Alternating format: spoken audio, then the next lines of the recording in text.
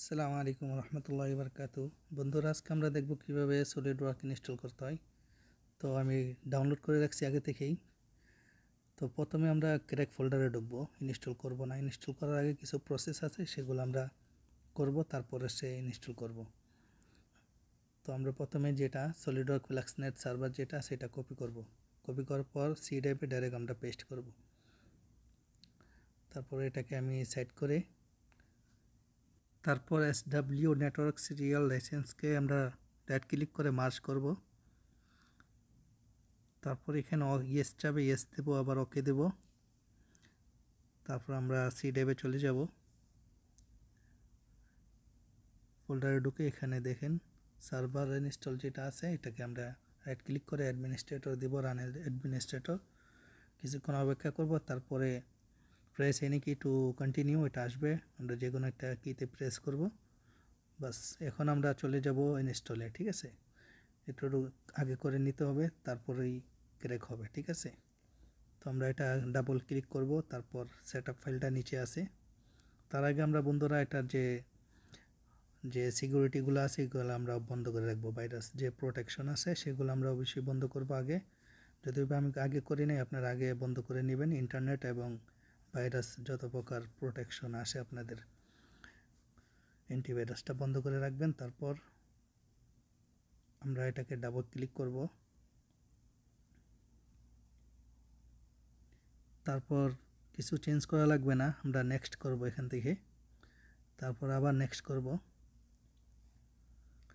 এখানে এরকম আসবে, তো আমরা এটাকে ক্যান্সেল করব। ঠিক আছে, তারপর এখান থেকে চেঞ্জে যাব। প্রথমে যেটা আছে চেঞ্জে গিয়ে নিচে যাব। নিচে যাওয়ার পর এখানে দেখেন এই যে পিডিএম ক্লায়েন্ট আছে, আরেকটা সে ম্যানেজ ক্লায়েন্ট। ঠিক আছে, নিচেরটাতে দিতে দুটোটাতে দিলেও হবে, নিচেরটাতে দিলেও হবে। তো আমরা ব্যাকে গিয়ে অ্যাকসেপ্টে টিক মার্ক করে আমরা ইনস্টল নাও দেব। ঠিক আছে, তো এটা 27 GB টোটাল। তো এই প্রসেসটা হতে মোটামুটি 30 থেকে 40 মিনিট লাগবে। এটা ডিপেন্ড করবে আপনার কনফিগারেশনের উপর। পিসি এবং ল্যাপটপের কনফিগারেশন যদি ভালো হয় তাড়াতাড়ি হবে, আর না হয় সময় বেশি লাগতে পারে। তো ততক্ষণ পর্যন্ত আপনারা অপেক্ষা করতে হবে। অবশ্যই চার্জার কানেকশন করে রাখবেন যেন বন্ধ হয়ে না যায় সেটআপের মাঝখানে। তো আমরা এখন অপেক্ষা করব এটা ইনস্টল হওয়া পর্যন্ত। তো আনুমানিক আমার ল্যাপটপে 30 থেকে 40 মিনিট লাগবে, এটা আমার ধারণা আছে। তো আমরা ইনস্টলের পর এরকম একটা ডায়লগ আসবে, নো থ্যাঙ্কস ইউ এবং রিমাইন্ড মি লেটার। ওকে, তো আমি মাঝখানেটা ক্লিক করে রেজিস্টার চাচ্ছে। রেজিস্টার এখন দেবো না, কারণ আমি এখন এটাকে ক্র্যাক করব। দুইটা প্রসেস আগে করছি, এখন আরও দুইটা প্রসেস বাকি আছে। তো আমি ক্র্যাক ফোল্ডারে ঢুকবো। ঢোকার পর এখানে দেখবেন প্রোগ্রাম ফাইলের ভিতরে ঢুকবো। ঢোকার পরে এখানে যে কয়টা দেখতেছেন 13টাকে আমরা অল সিলেক্ট করে এটাকে কপি করব। কপি করার পর আমরা সি ট্যাবে ঢুকবো। সি ট্যাবে ঢোকার পর এখানে আবার প্রোগ্রাম ফাইল আছে, এটার ভিতরে ঢুকে এখানে দেখেন সেম নামে একটা আছে সলিডওয়ার্ক।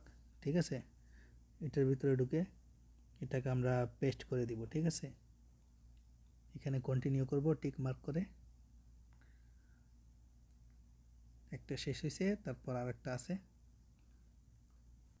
আমরা আবার ক্র্যাক ফোল্ডারে চলে যাব। এখানে প্রোগ্রাম ফাইল 86 যেটা আছে এটার ভিতরে যাব। যাওয়ার পর এই যে পিডিএম সলিডওয়ার্ক পিডিএমের ভিতরে একটা ফোল্ডার আছে, এটাকে আমরা কপি করব। কপি করার পর সি ড্রাইভে ঢুকবো। আবার ঢোকার পর এখানে দেখেন সেম নামে আছে প্রোগ্রাম ফাইল 86, এটার ভিতরে দেখেন সলিডওয়ার্ক পিডিএম নামে একটা ফোল্ডার আছে, ওটার ভিতরে গিয়ে আমরা এটাকে ডাইরেক্ট পেস্ট করে দিব, কন্টিনিউ করে দিব। তো আমাদের ক্র্যাক কমপ্লিট হয়ে গেছে। ঠিক আছে, এখন আমরা একটা রিফ্রেশ দিয়ে দেখব আমরা আমাদের সফটওয়্যারটা সাকসেসফুল হয়েছে কিনা। তো আমরা চলে কিনা ক্লিক করে এটা ডাবল ক্লিক করার পর একটু অপেক্ষা করতে হবে। এটা অনেক হেভি একটা সফটওয়্যার, এটা রান হতে অনেক একটু সময় লাগে। মোটামুটি আমার ল্যাপটপের কনফিগারেশন ভালো। এখানে অ্যাকসেপ্ট করবেন। আমার ল্যাপটপে 16 GB র্যাম এবং Core i7 এর প্রসেসর, Lenovo ThinkPad। এটার জন্য অবশ্যই ভালো ল্যাপটপ, ভালো মানের কনফিগারেশনের ল্যাপটপ অথবা পিসি লাগবে যদি আপনারা স্মুথলি ব্যবহার করতে চান। আলহামদুলিল্লাহ আমাদের সফটওয়্যারটা অন হয়ে গেছে কোনো প্রকার সমস্যা ছাড়া। তো ক্র্যাকও ঠিকঠাক মতো হয়েছে। তো আপনারা যদি কোনো সমস্যা মনে করেন, কোনো দরকার হয়, তাহলে অবশ্যই আমাকে কমেন্ট করবেন, কারণ অনেক কিছু এখানে ইউটিউবে দেখানো যায় না, কারণ এটা যেহেতু ক্র্যাক ভার্সন, তো এটার একটা সমস্যা হয় আর কি ইউটিউব থেকে।